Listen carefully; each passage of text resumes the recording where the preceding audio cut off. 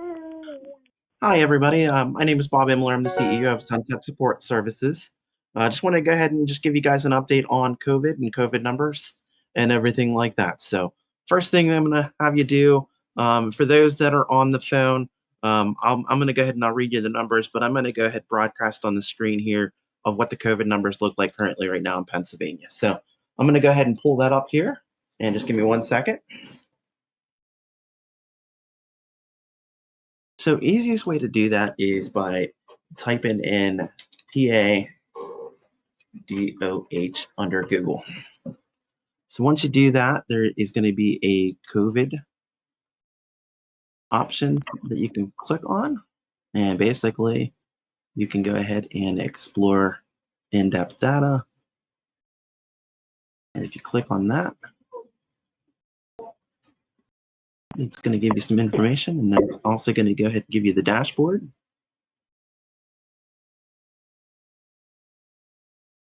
So all the information is actually found here on the Department of Health's website.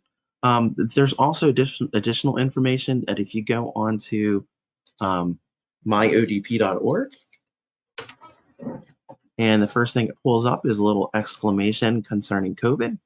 There is the Department of Health's updated dashboard numbers here as well that you can go ahead and do. So myodp.org, click on where it says DOH's updated dashboard numbers.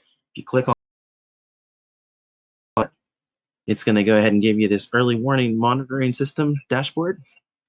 And basically what it's going to tell you is what our PCR currently is. So if you look here, the state of Pennsylvania currently is looking at right around 8.2%. So if you actually click on the county that we're actually looking at for us, you click on Cambria. Cambria is actually sitting right now at 6.2%. So that's where we are. But if you look at our surrounding areas, if you look at Blair County, they're at 8.4. If you look at Bedford, it's at 11%. If you look at Somerset, it's 8.6. So the numbers all around us are a little bit higher than what we are. Here, if you're looking at Clearfield, you're at 8%, and Center County, you're at 8% as well. So they're increasing.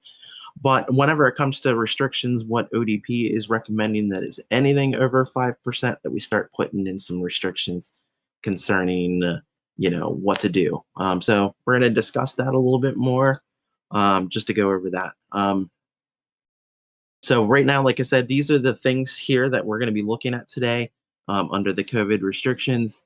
And then we're going to talk about how to document here as well. So definitely one thing that I definitely want you guys as team leaders to go over is the shift change reports. So the shift change reports should be reviewed daily by the team leaders to ensure that everyone is recording their temperatures whenever they're coming into your house and making sure that they're disinfecting those common areas. That way it keeps everybody safe. So just make sure that we are taking our temperatures and making sure that we're disinfecting all the common area or the common touched areas, doorknobs, light switches, paperwork. If you can, I mean, it's very, very difficult to do, but making sure that pens, making sure that you're wiping down pens. That way, you're not, spreading the virus that way. Also, all grocery shopping should be completed online and picked up utilizing pickup options that are available at the stores. So we should not be really taking out our individuals right now while the numbers are high. All visitation is prohibited until further notice. If anyone attempts to come into your house, don't let them in. If they do have pre-approval for a home visit, so if Pat wants to do a visit that was pre-approved, that's fine. Individuals may only do their approved agendas unless the home is specially notified to stop the activity. So me and Jamie actually went over agendas, and for the most part, the agendas are pretty much good to go.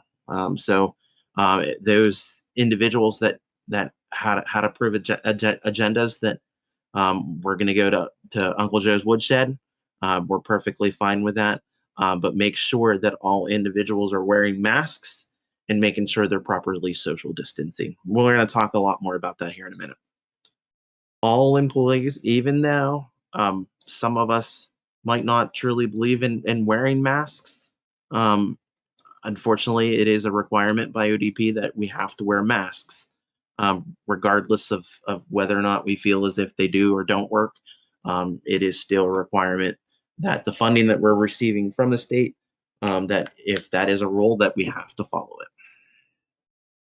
Now, as far as our individuals wearing masks, um, I mean, they do have the right to refuse a mask, and I understand that.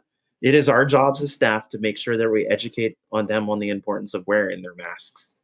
So anytime that they don't wear a mask, we should be educating them and basically documenting it on an ABC. And this should be done at least once a shift. I understand that if you're constantly throughout your shift reminding them to put on their masks, I'm okay with just one ABC during your entire shift, stating that you educated them on the importance of wearing their masks.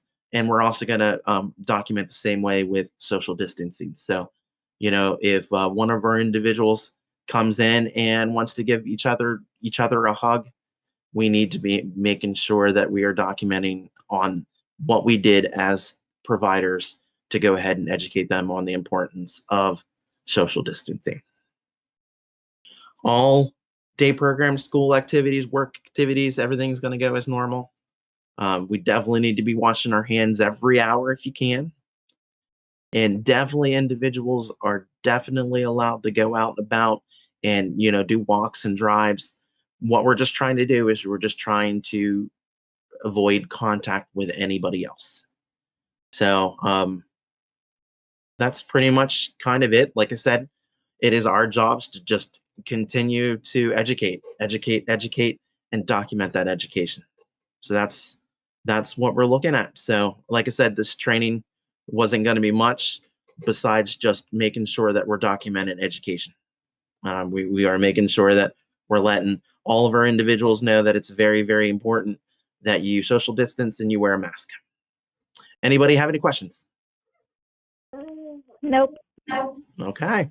All right. So I'm going to go ahead and just do a quick test. So those people that are on YouTube, make sure that you go ahead and respond to the test and answer these following questions. Question number 1, what is social distancing and how many feet should you be away from another person? Number 2. Okay, you just gave the answer, Tracy, to everybody. But it is 6 feet. Sorry. I'm paying So everyone attention. knows the answer. It's 6 feet. Social distancing is trying to keep people from being in contact with each other, because that's how it's spread. Number 2 is, what should you do whenever you educate your individual? How should it be documented on the importance of wearing their mask and properly social distancing? So 2 easy questions in order to get credit for the training that you had. 2 easy questions. Just go ahead and either send a crew message to me personally on crew with the answers, minus Robin and Tracy.